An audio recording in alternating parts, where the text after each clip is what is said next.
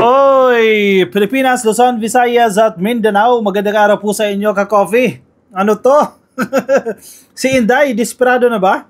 Actually, yan ang sinasabi ng mga netizens. Desperado na ba itong si Inday matapos makipagkita kay dating Vice Presidente Leni Robredo? Ayan, nagpunta, ka-coffee, sa Bicol si Inday Sara Duterte at nakipag-meeting sa dating Vice na si Leni Robredo at sa ibang mga politiko, sa ibang mga political personalities dyan po sa Naga.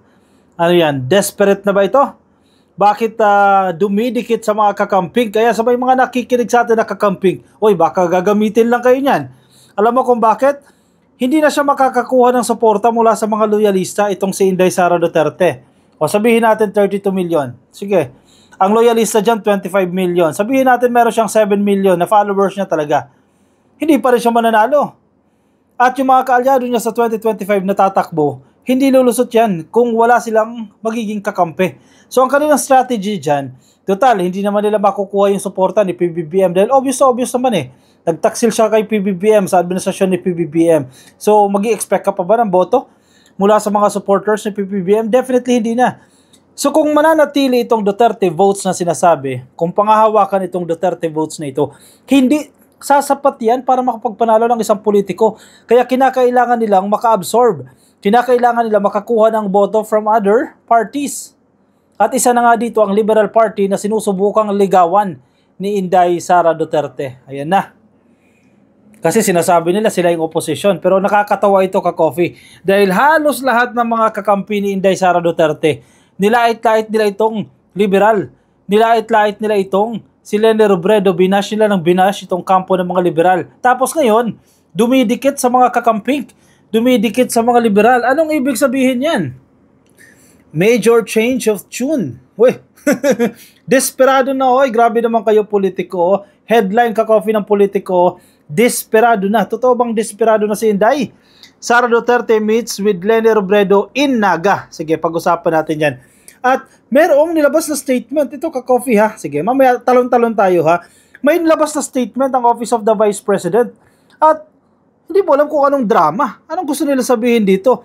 Meron doon sa statement ha, last sentence ha, she neither looked desperate nor distressed.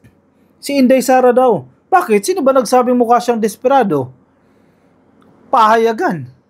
Si PBBM ba nagsabi niyan? Desperado na siya at lalapit siya kay Leni Robredo? Interpretation ng mga netizens yan. Hindi yan interpretasyon ng administrasyon. Pero yun ang nakikita nila. O, sabi niya sa statement na ito, hindi raw po mukhang desperado at hindi daw po mukhang distressed itong si Inday Sara Duterte matapos makipagkita kay Leni Robredo. Samantalang, kung babalikan mo ang history nito ni Leni at ni Sara, no? O kung paano trinato ni Sara Duterte itong si Leni Robredo, ito may ebidensya nasa balita yan ng Rappler. Kung babalikan ninyo, nababasa nyo yung headline. Sara Duterte lashes out at Robredo over COVID-19 spike in Davao City. Binash niya si Leni Robredo, mismong si Sara Duterte mismo. Binira niya itong si Leni Robredo. Tapos ngayon, lalapit. Nako, mga kakamping, mag-isip-isip kayo, baka gamitin lang kayo yan para makapagpanalo sa 2025. Malapit na kasi ang halalan, ka-coffee. Next week, October 1, filing na ng candidacy. Yes, hindi pa tatakbo si Sara, pero mga kaalyado na tatakbo sa pagkasenador. So, kinakailangan niya makakuha ng suporta. At nanganganib ito dahil hindi siya makakakuha ng suporta mula sa Marcos loyalists. Kaya naghahanap na lang ng kakampiyan. VP Sara reportedly traveled to Naga City. It was already confirmed, ka-coffee. Kumpirmado na po yan. To meet her predecessor, Leni Robredo, in an apparent bid to seek the latter's support amid the challenges facing the Dutertes. Kala ko bang matibay ang Duterte votes? Yung mga Duterte dyan, mga DDS nakikinig sa atin. Di ba sabi nyo, very confident kayo na ang nagpanalo kay PBBM ay ang mga Duterte? Kung naipanalo si PBBM yan, I think kaya rin ipanalo ng mga Duterte ang alyansa ni Inday Sara Duterte without the support of the liberals. Di ba? Sabi nyo malakas eh. Pero bakit ngayon nanunuyo kayo ngayon? Bakit ngayon nanliligaw kayo ngayon?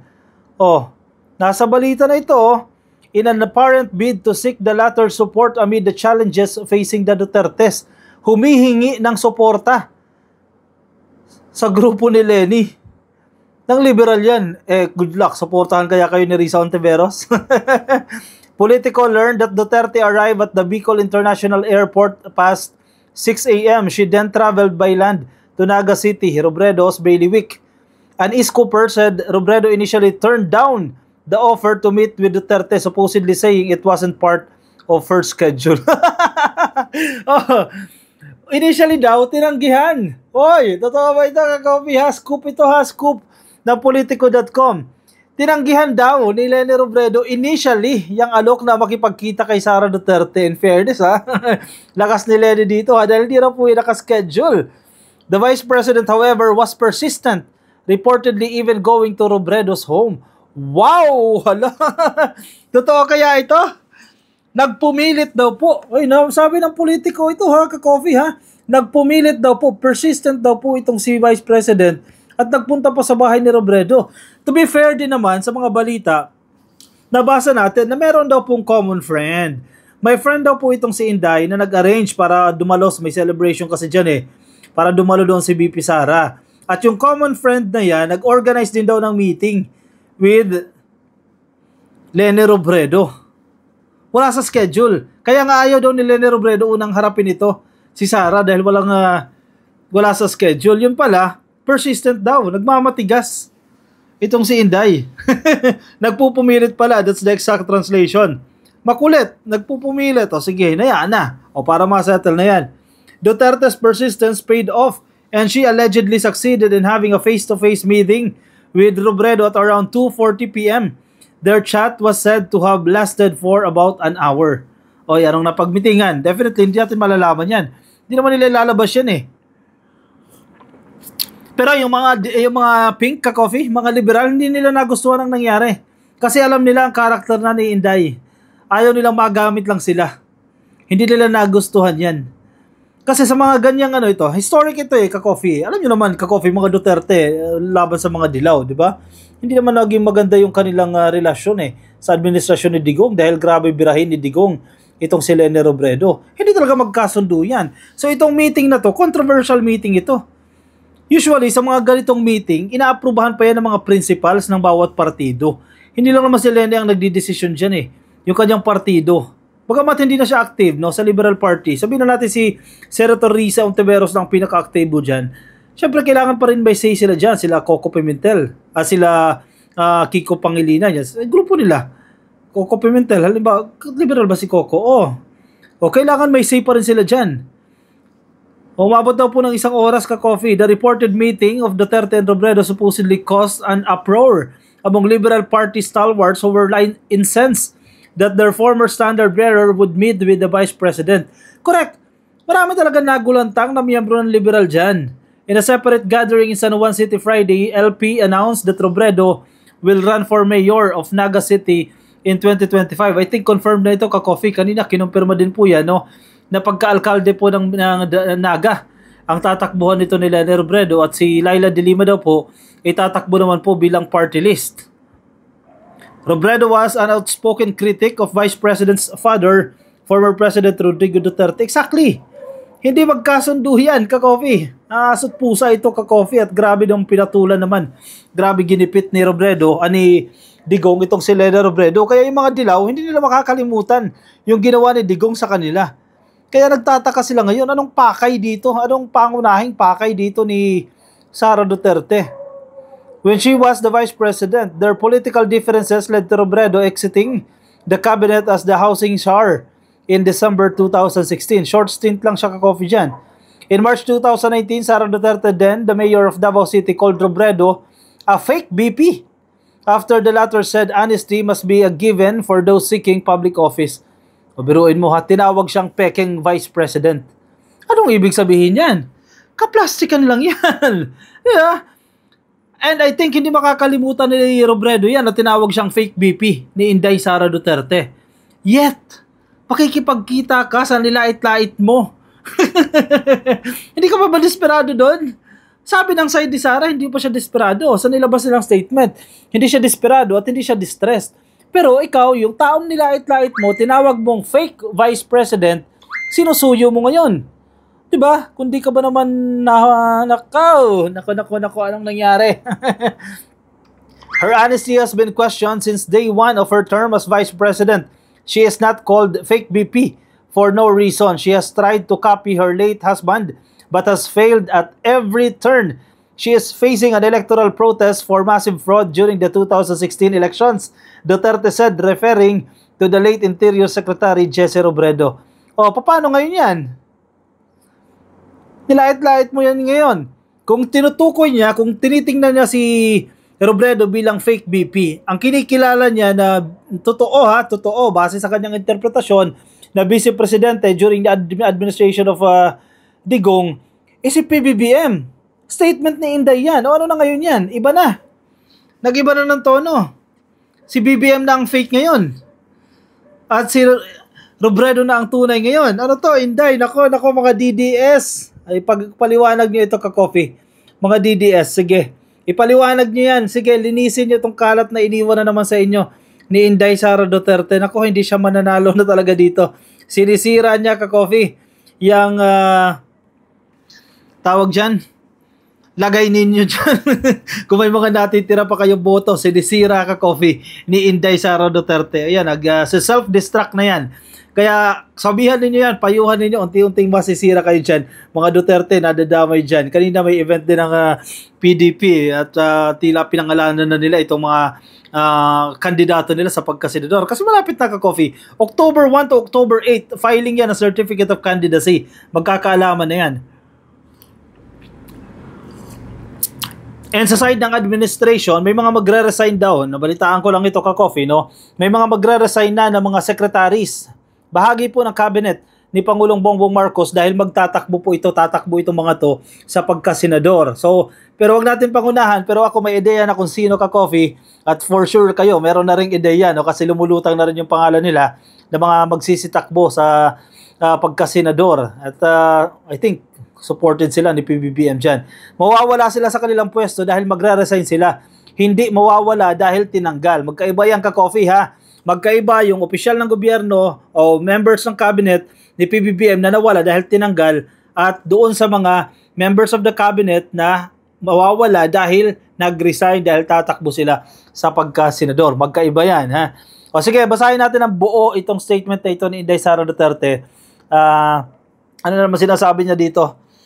Statement on the Vice President's Bicol trip. Vice President Sara Z. Duterte is excited to experience her first ever Peña Francia fiesta. She was invited by a Bicolano friend. Yan ha, hindi sila ni Robredo nag-imbita ka-coffee ha, kundi isang Bicolano friend to attend the centennial anniversary mass of the canonical coronation of Our Lady of Peña Francia on September 20. Ngayong araw po yan ka-coffee, September 20. The same friend, ito na yung sinasabi ko kanina the same friend also arranged a casual meeting with former Vice President Leni Robredo. Pero sabi nga ng scooper ng politiko, wala sa schedule ni Leni Robredo at initially, tinurn down yung alok na yan. Going back, during her stay in Naga, Vice President Duterte visited several prominent Bicol personalities and held mass with ordinary Bicolanos. She neither looked desperate nor distressed. Thank you. September 20, 2024. Yan po yung pahayag na ito ni Inday Sara Duterte. Hindi daw po siya desperado at hindi daw po siya distressed. Ano yan? Anong pakay niyan, ka-coffee? Bakit niya ito ginagawa? Matapos mong lait-laitin yung tao. Ngayon, susuyuin mo. Dahil hirap na makakuha ng boto. Sige nga, magbasa nga tayo ka-coffee ng sinasabi ng netizens dito. Yan halimbawa, sabi dito, everything is political with the Dutertes. Mas masahol pa sa mga political butterflies Okay lang, maintindihan mo pa minsan yung mga maliliit na politiko na lilipat ng partido. Ito lantaran talaga Ito yung mga principals ka-coffee. Malalaking tao ito ng partido. Sabi pa, the best and the worst VPs in the Philippines ever had.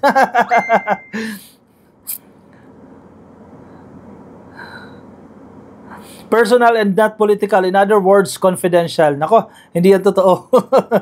Political yan. Para naman kayong grade 1 naman kayo dyan Paano naging personal yan? Political yan. Di yan pupunta dyan.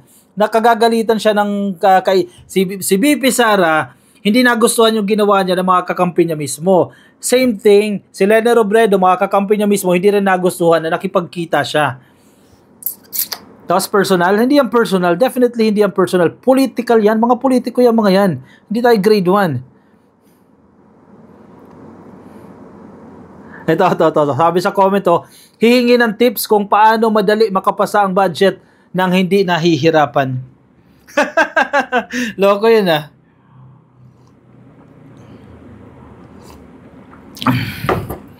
Ito, magsusumbong na dinaya si VP Leni noong 2022. Wow. Samantalang sinabihan niya na fake VP si Leni. Sabi pa, Sara to Attorney Leni. How to be you po, Attorney Leni to Sara, just be honest. Nakakatawa yung mga komento dito ka-Coffee Just be honest daw. Ayan, pinag-iingat si Leni Robredo, sabi ng mga netizens. Dapat daw po mag-ingat si Leni Robredo dito kay Inday. Ako, yun din ang payo ko. Sa mga pink, sa mga liberal, sa mga dilawan, mag-ingat kayo dyan kay Inday. Kung ano yung ginawa niya kay PBBM, posibleng gawin niya rin yan sa inyo. Gamitin lang kayo niyan para manalo yung kanyang mga bata ngayon 2025 and eventually sa 2028. Kasi tatakbo yan. Bagamat sinasabi niya hindi siya tatakbo yan. Ganyan din yung ginawa niya ng 2022 ka-Coffee. At kailangan niya ng suporta. Kasi kung Duterte lang, suporta ng mga Duterte supporters lang, ng mga DDS, hindi nasasapat yan. Kailangan nila ng kaalyado dyan. Mga loyalista solid dyan hindi ka nasusuporta ng mga loyalista. O ang habol na lang nila, itong oposisyon, dating oposisyon, grupo ni Leni, itong mga dilawan, mga pink, o mga liberal, yan ang hinahabol nila dyan. Gusto nila makahanap ng supporters dyan.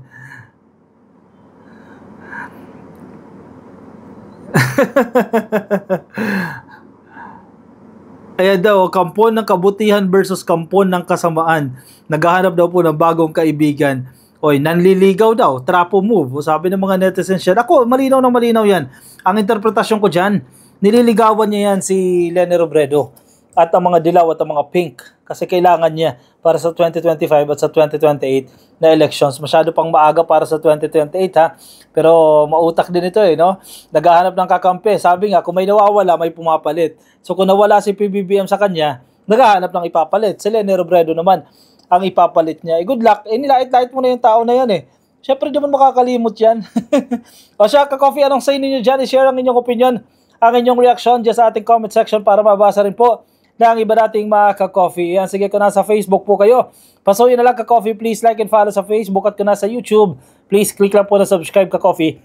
Ayan, dyan po sa subscribe at hit nyo na rin yung notification icon para updated kayo sa ating mga bagong upload. Alright, ako magpapaalam muna sa inyo, ka-Coffee. Maraming salamat po sa mga sumama. Ingat kayo, nasan man po kayong panig ng daigdig. Bye-bye!